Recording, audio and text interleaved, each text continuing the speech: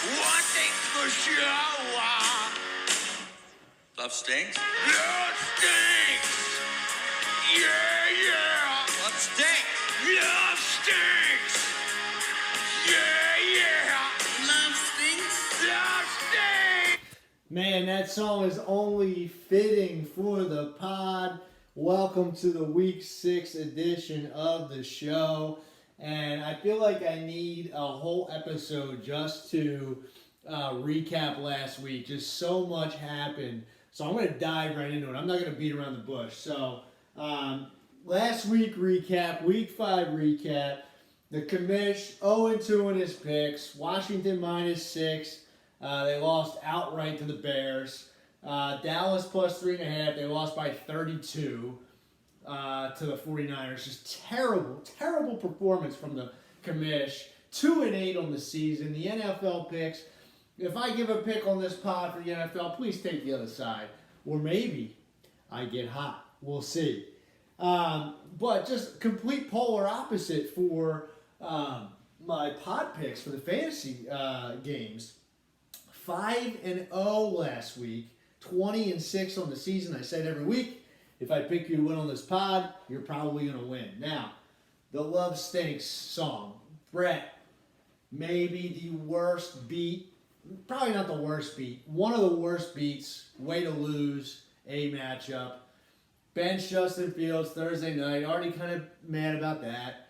Sunday night, gets 3 touchdowns from Kittle, down 3.5 to Pearson, and needs 3.5 from Love and Dobbs. And I could just tell the way that game was going. I think I texted Brett at halftime. I was like, I'm going to bed. God bless you for staying up. And, Love gets negative points, I think, or 0. And Dobbs got a half a point. And Pearson wins that game versus Brett. So Love stinks. Maybe he can turn around. I don't think Brett will be having him in his lineup anytime soon. But just a really bad beat from him. So Pearson takes Brett down, which I had predicted. Myself versus Dean. Good thing I scored the high score of the week again. That's back-to-back weeks for the commish, the source. Because I play a team that just goes nuts. So I had 51 points on Thursday Night Football. Outrageous. I think my dad was watching The Masked Singer by halftime because of how bad it was, right? So, the 2 weeks ago, Terry got 50 points against me Thursday night. I came back and won. I'm watching the London game Sunday morning. My dad's got Travis Etienne. He had 40 points. Then he has Devon Achane, 3 carries for 110 yards and a touchdown, first quarter in. My dad scored about 147, came down to Sunday Night Football. Thankfully, the Cowboys sucked and Lamb didn't do anything. The Niners took care of business, and I actually won pretty easily. But Dean, with a huge point performance and just wasn't able to get the win versus me. So I took Dean down as predicted. Chris took down Otley, the giant toppler. I predicted it on the pod, and Otley, you lost. Maybe the curse is broken. Jake over Valone, another nail-biter. Devontae Adams needed, 3.5 points for him to beat Valone. It took to the fourth quarter, and Jake won by 1 point. A lot of discussion in that matchup. Jake texting Valone when he was up 30, and Jake saying Valone was crying, Valone saying Jake was crying. I don't know if we'll ever know the truth, but a lot of chatter going there. So some drama in this league. And then Terry beat Kevin handedly. Now, again, trying to be efficient, trying to move forward, a lot to cover. Kevin, 0-5, trying to win a game, puts 2 huge bids in on the Fab Wire. I can't blame him. It's 2 guys that are going into his starting lineup right away, making moves to try to get a win. Meanwhile, Pearson, who was fortunate enough to beat Brett and get that win to move to 3-2, lost Justin Jefferson, missed out on some guys on the wire. Can't wait around for Jefferson to come back in 4 weeks. Ships him off to Otley in a blockbuster trade. Otley sent James Cook and Christian Watson for Justin Jefferson and Dameon Pierce. Pearson was trying to make a deal with me. He was trying to make some deals with others. A lot of people, the overwhelming consensus is Pearson got taken to the woodshed by Ott. I disagree. I think it's a good move for Pearson. He's going to be out of it by the time Justin Jefferson comes back. There's a lot of uncertainty with Justin Jefferson. He's a minimum 4-week absence. The Vikings are going to be tanked by then. Is the Cousins going to be the quarterback? Do they rush Jefferson back? He doesn't have a contract. Otley this year totally threw caution to the wind, drafted Jonathan Taylor, now trades for Justin Jefferson. Drafted on the T-ball mound. The guy is just, he's a loose cannon this year. He said, I got to switch it up. And maybe we're going to tease. I'm going to try to get a guest next week. We haven't had one yet. Crazy schedule. I told Valone I'm lucky to put these pods out right now. I got babies crying all over the place. I got them locked outside the door, so we will get a special guest. But anyway, crazy week. I'm 6 minutes in. Haven't even talked about the next week yet, but just a fun league. And guys, this is like why we do it. Just these nail-biting matchups. Pearson makes a trade with Otley. I get text messages right away. Waivers clear at noon. I get text message right away.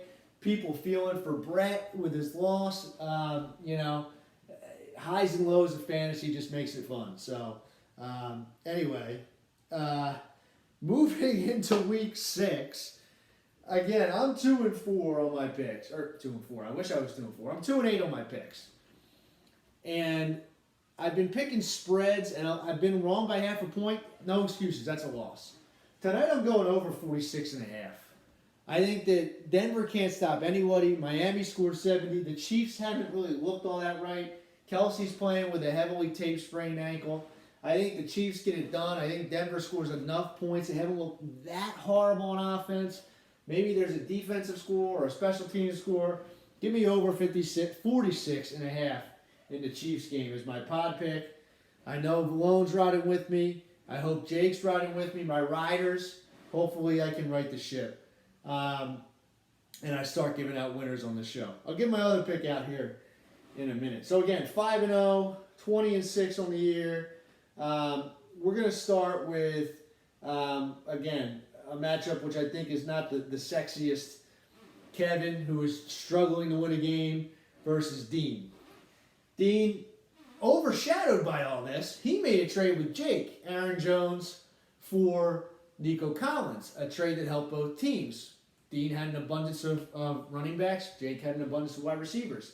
Then Achane, all of a sudden after the trade, he's on IR. So Dean's down to DeAndre Swift, Travis Etienne, and he gets Eckler back this week. Great 3, but he doesn't have any horses in the pen at this point. So he's got those 3 guys in. He's got Lamb, Thielen, and Collins, Pittman, and Godwin on the bench. I've said previously that Dean has probably the most depth in the league. That goes from running back depth to probably wide receiver / flex depth now.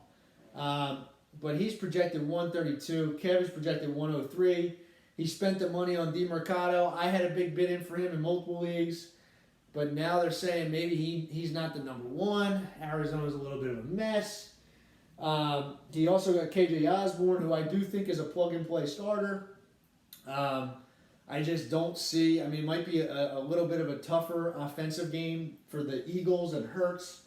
Devonta Smith's probably squeaky wheel. He's kind of due. I just think that my dad has more firepower, a more well-rounded team, and I'd be stupid right now to pick Kevin. He has no win. So I'm going Dean. I do think that Kev, and I got to give him credit, for scratching and clawing and not giving up. There is a punishment for last place. That's a part of it. He's only 1 game behind Brett. Sorry, Brett. So long story short, he'll win a few games. I know Kevin's saying he'd be lucky to win a game. He'll win a few games. I don't think it's this week. My dad needs to right the ship. He's 607 points for, which is more than all the teams at 3-2 ahead of him besides Terry. So I think he gets a win this week versus Kevin. All right, moving on. CTE versus Brett. CTE is CT with an extra E versus the Catalina wine mixing. Brett with reinforcements this week. Fields looking better. Barkley coming off the injury. Tough matchup. Cup back in full swing. We thought he'd get eased in. No, he's been great. Kyron with a good matchup versus Arizona. DeAndre Hopkins showing signs of life. Still no receivers on this team for Burt besides Cup. Hopkins is serviceable, but Sutton not the best. Dobbs obviously is not going to see the light of day, and Dell with the concussion. So Chris, his team is on the rise. He's grinded out a few wins at the beginning of the season. He's the giant toppler. He beat Brett last week in Pearson's league. He's going for more for Brett. Pacheco's look good. He has a good matchup tonight. Jacobs is starting to right the ship. I do worry about Kelsey tonight. Obviously, you're playing him, but he's not 100% on a short week. Tua versus Carolina, he should light them up. This is a tough matchup. ESPN predicts Chris to win. I'm taking Brett. The guy's down in the dumps, man. Let me put some magic on him, my little pixie dust. I've been hot on this pod. I'm going to take Brett. I think Fields against Minnesota, he gets it going. Kupp scores a touchdown this week. Kyron scores 1 or 2. I think this is actually going to be a high-scoring game. I'm going Brett over Chris here in Week 6. That brings me to the next matchup, which is Valone versus... No, that's Valone's versus me. Sorry, Valone. We save that for later, baby. We're going to go with Born Loser Deadbeat Dad versus Sunday Shenanigans Terry. I don't have to say it. I'm going to say it anyway. Terry's team, overshadowed, great team. McCaffrey, Montgomery, and Ken Walker. Ridiculous.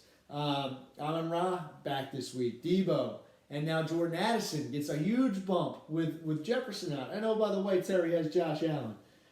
Pearson, on the other hand, he texted me. This trade puts him in a hole this week. He didn't have Jefferson anyway.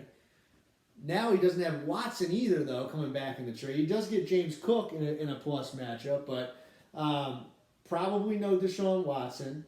Obviously, we just said no Christian Watson. Henry in the London game Sunday morning. I'm going to give my pick right now. Tennessee +4. Baltimore looks like crap. Tennessee plays these ugly, ugly games. They should not be getting +4 on a neutral field. Baltimore might win by a field goal. They might win by 2. Tennessee might win outright. I'm taking the Titans +4. Call me crazy, that line. It's too many points, in my opinion. Anyway, I think Henry has a decent game. But these receivers this week, Garrett Wilson against the Eagles, Amari with no Watson, Judy tonight. Very, very, very difficult spot here for Pearson. This is an easy one for me. I mean, he doesn't have a defense in yet, but he's projected to lose by 36. I'd be stupid to not take Terry. I'm taking Terry. The matchup of the week. Ty Freaky Hill versus Otley the Transponders.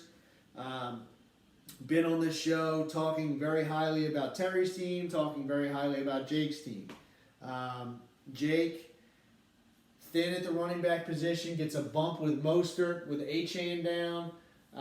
Madison will be okay, especially against the Bears, and he's got Aaron Jones in tow now after he made that trade, and he was able to keep his 4-core wide receiver nucleus together with Tyreek Hill, Devontae Adams, Keenan Allen, and Mike Evans. Now, a couple of those guys are banged up. Adams was a little bit of a decoy last week.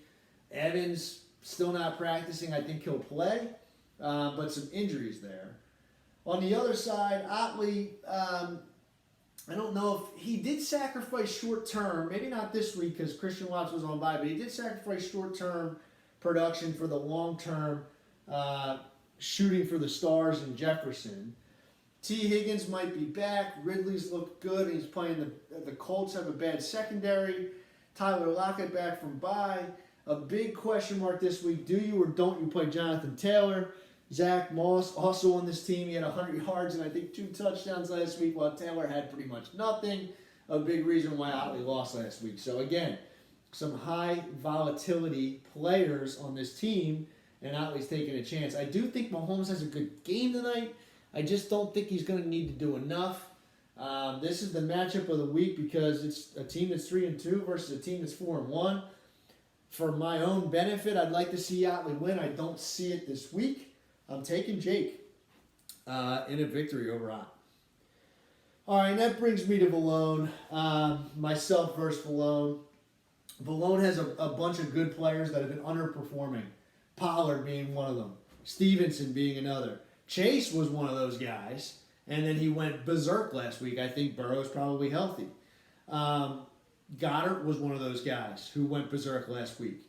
Ayuk, another player that he's having a great season. He had a little bit of a down week last week, but he's an exceptional player. He has a lot of good players that give quality points. He doesn't have a lot of boom guys. Chase, obviously, a boom guy. Olave, a boom guy that hasn't really done it yet. He's had some good games, but he hasn't had that, 35-plus game. I probably just jinxed it. But what's working for me? I've been the high scorer 2 weeks in a row. I have 5 receivers that are in the top 13, 12. I can only play 4. I don't really want to go chase a lower tier running back, and give one of my blue chip receivers away for non-market price. So I'm going to play the matchups. Diggs has been exceptional. A.J. Brown has been exceptional. DJ Moore, the wide receiver 3, obviously had 51 points, but, he was the only wide receiver in Chicago that caught a pass last week. So I think the good times still keep rolling for him. I think Lawrence has a bounce-back week, although I've said that for 3 weeks now. He's been doing enough. He just hasn't been throwing the touchdowns. I don't think he has a game where he has more than 1 touchdown besides week 1. I think that's going to change here at some point. I'd be silly not to pick myself high score of the week 2 weeks in a row. I am probably due for some regression here at some point, but I'm taking myself over Valone. I think the source, honestly, if I had to handicap it right now, I think that my brother and Terry, especially my brother after that trade for Aaron Jones, and Terry, just with his well-rounded running back core, I can't compete with that right now, but I'm definitely a top 4 team. I think I take down Valone. Valone, little slice of humble pie, who's riding high in the beginning of the season. He's kind of recognized that now. Some things aren't going his way. Maybe he knocks me down a peg this week. Guys, Phillies tonight, Thursday Night Football. It's been a crazy week of sports. I think the Phillies close it out tonight. Spencer Strider hates crowd noise. He's going to get it tonight. Maybe I'll buy a ticket. I got, an hour to get down to the ballpark. Chris T is there. Shout out to Chris. We'll see his beard on national television. Guys, enjoy. Hopefully a special guest next week. Kamish, Content King, is out. Peace.